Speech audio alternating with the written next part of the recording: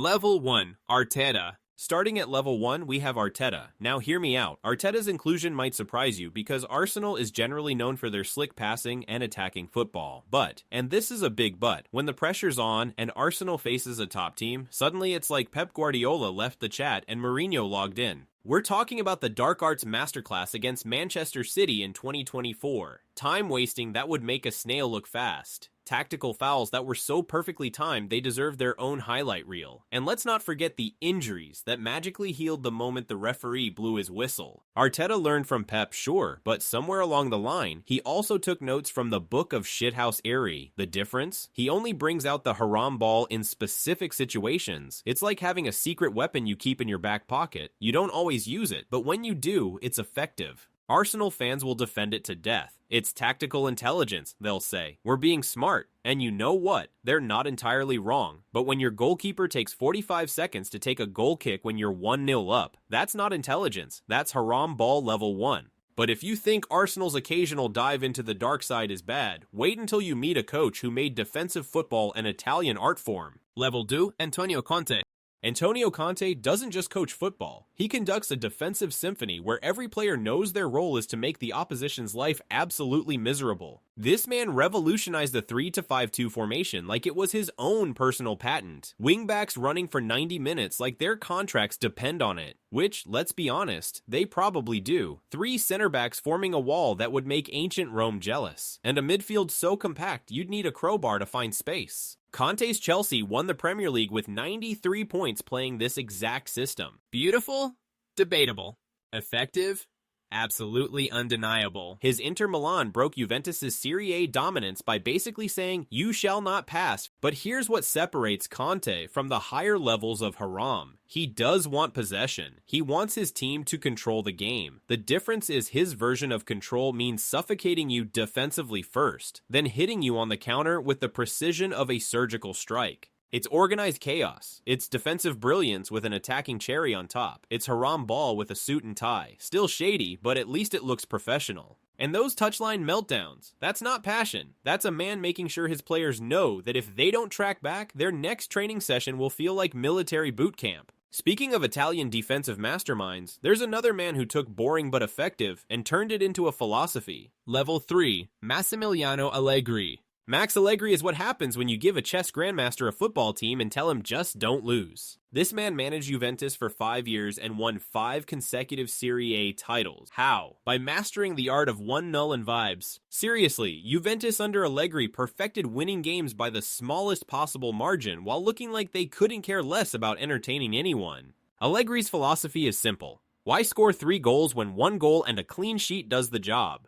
It's efficient. It's boring. It's absolutely harem. He's the type of manager who sees a 1-0 lead at halftime and immediately makes 3 defensive substitutions. The crowd is begging for more attacking play, and Allegri's out there bringing on another center back like, nah, we're good. But here's the thing about Allegri. He's a tactical shapeshifter. He'll switch formations mid-game faster than you can say catenaccio. 4-4-2, 3-5-2. 4-3-3, whatever it takes to keep that clean sheet. He reads the game like he wrote the manual himself. His Juventus teams were criticized for being too defensive, too cautious, too Italian. And Allegri's response? Cool story. Check the trophy cabinet. Because while everyone else was playing beautiful football, he was winning titles. It's pragmatic Haram Ball, not the most extreme version, but it gets the job done with minimal fuss and maximum defensive solidity. But wait. What happens when an Italian manager takes that defensive mindset to the Premier League? Things get interesting. Level 4, Roberto Mancini. Roberto Mancini is the manager equivalent of that friend who always has a plan B, C, and D, and they're all defensively minded. When Mancini took over Manchester City in 2009, he didn't just build a team, he built a fortress. His City side won the Premier League in 2012 with one of the most dramatic finishes in football history, but let's not forget how they got there. Defensive organization that would make a military general proud. Mancini's approach was all about control.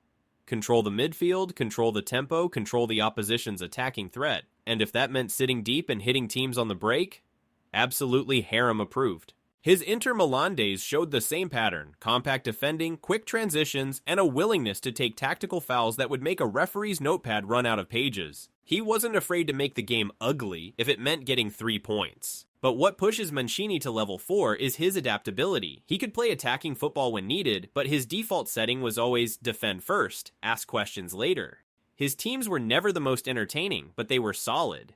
The 2020 Euros with Italy, sure, they played some beautiful football, but that defense only conceded 4 goals in the entire tournament. That's not luck. That's Mancini doing what he does best, making his team impossible to break down. He's the kind of manager who celebrates a clean sheet more than a hat trick. And honestly, that's pretty harem if you ask me. Now we're getting into the serious territory, because our next manager pulled off one of the greatest underdog stories in football history using pure, unfiltered Haram Ball. Level 5, Claudio Ranieri. 2015-2016, Leicester City and Claudio Ranieri, the moment Haram Ball proved it could conquer the world. Let me paint you a picture. A team that was fighting relegation the season before somehow wins the Premier League. How? By absolutely mastering the art of defensive counter-attacking football that would make Mourinho shed a tear of pride. Ranieri's Leicester didn't just park the bus, they built a fortress, surrounded it with a moat, and hired security guards. Then they waited, and waited, and waited for one opportunity to unleash Vardy and Mahrez on the counter-attack, like releasing the hounds. This wasn't possession football. Leicester averaged like 42% possession all season, and still won the league, one of the lowest ever recorded for a title-winning team. That's not just haram, that's peak haram efficiency. The formula was simple, but brutally effective. Sit deep in a compact 4-4-2. Let the opposition have the ball. Win it back with aggressive pressing at the right moments. Launch it to Vardy, who runs faster than your internet connection. Score. Repeat. Celebrate like you've won the World Cup because you basically did. Teams with 70% possession would dominate Leicester for 85 minutes and then somehow lose 2-1. Arsenal, Manchester City, Chelsea. All of them fell victim to the Mancini Haram special. Critics called it anti-football. Leicester fans called it a Premier League trophy. And you know what? Both were right. Ranieri proved that you don't need the best players or the most expensive squad. You just need a solid defensive structure, lightning-quick transitions, and the willingness to make football purists cry into their possession statistics. Level 5. Haram Ball isn't just about defending. It's about defending with purpose and striking with venom when the moment's right. But as legendary as Leicester's story was, there are 2 managers who've taken Haram Ball beyond a single season miracle and turned it into an entire career. Level 6. Mourinho. José Mourinho, the man, the myth, the absolute legend of making football look like a chess match played in a parking lot. Where do we even start? This is the man who invented parking the bus as we know it. The man who turned tactical fouls into an art form. The man who made time wasting so effective that referees started adding 10 minutes of stoppage time just as a precaution. Let's talk about that Inter Milan versus Barcelona game in 2010. Barcelona was arguably the greatest team ever assembled, with Messi, Xavi, and Iniesta at their peak. And Inter Milan had 19% possession in the first leg. 19%, and they won the tie. The second leg, 24% possession, and still won, then went on to win the Champions League. That's not just Haram Ball, that's weaponized anti-football at its absolute finest. Mourinho's genius is that he makes you hate watching his teams, but you cannot deny the results. Real Madrid, Chelsea, Inter, Porto, everywhere he goes, trophies follow. Because while you're crying about the beautiful game, he's lifting silverware. His tactics are simple. You want the ball? Take it. We'll just stand here with 10 men behind the ball and hit you on the counter when you get desperate. And it works, every single time. The man celebrates defensive actions like they're goals. His players will take a yellow card for a tactical foul without even blinking. Corner flags become best friends in the 89th minute. Goalkeepers suddenly need medical attention when leading 1-0. Is it entertaining? Absolutely not. Is it effective? Ask his trophy cabinet. The man has over 25 major titles. Mourinho elevated Haram Ball from a tactic to a philosophy. He made it respectable. He made it successful. He made it actually kind of genius if we're being honest. But even the special one has to bow down to the ultimate master of anti-football. Because there is one manager who looked at Mourinho's defensive masterclass and said, "That's cute, but let me show you how it's really done." Level 7, Diego Simeone. Ladies and gentlemen, we've arrived. The Mount Everest of Haram Ball. The final form. The absolute king of anti-football. Diego Pablo Simeone. If football was an anime, Simeone would be the villain who's so effective at being evil that you start to respect him. This man doesn't just play defensive football. He's made a religion out of it. Atletico Madrid under Simeone is what happens when you take everything we've talked about in this video and multiply it by 1,000, then add aggression, then add more aggression, then sprinkle in some tactical fouling, and some time wasting, and some, you know what, just add everything that makes football purists lose their minds. Let's break down the Simeone special. It's an ultra-compact 4-4-2 that makes a sardine can look spacious, paired with aggressive pressing that borders on assault charges. Tactical fouls are deployed so frequently they might as well require a lawyer present, and time wasting begins as early as the first minute. Counterattacks are launched with the intensity of a vengeful X, while every defensive action is celebrated as if it were a winning goal. The result?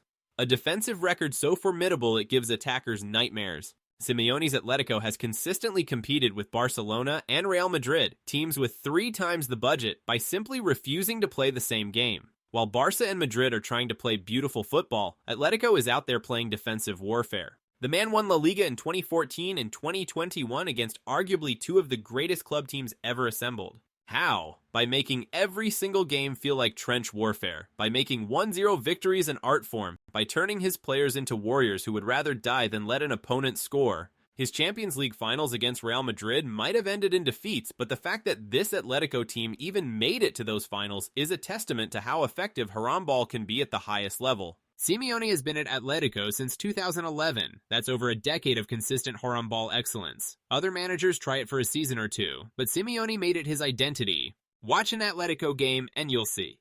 Goalkeepers taking 30 seconds per goal kick from the first minute. Players going down with injuries more often than a soap opera.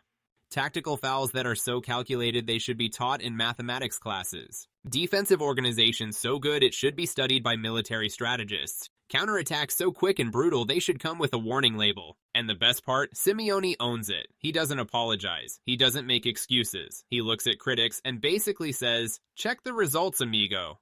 His players love him because he's created a siege mentality where it's Atletico against the world. His opponents hate him because trying to score against his teams feels like trying to break into Fort Knox with a plastic spoon. This is level 7 Haram Ball. This is the final form. This is as anti-football as anti-football gets, while still being wildly successful. Diego Simeone didn't just master Haram Ball. He became Haram Ball. So there you have it. The 7 levels of Haram football, from Arteta's occasional dark arts dabbling to Simeone's full-time commitment to making football purists question their life choices. Now here's the question for you. Is Haram Ball a tactical masterclass or a crime against the beautiful game? Are these managers geniuses who prioritize winning over entertainment, or are they the reason why some matches feel like watching paint dry? Drop your thoughts in the comments below, and if you really want to trigger some fans, tell me which of these managers you'd want coaching your team. If you enjoyed this deep dive into the dark side of football tactics, smash that like button, subscribe for more tactical breakdowns, and hit that notification bell so you don't miss when we inevitably make a video about the opposite of Haram Ball. And hey, share this video with that one friend who still thinks parking the bus is a legitimate tactical innovation. Let's educate the masses. Until next time, remember, possession is temporary, but clean sheets are eternal.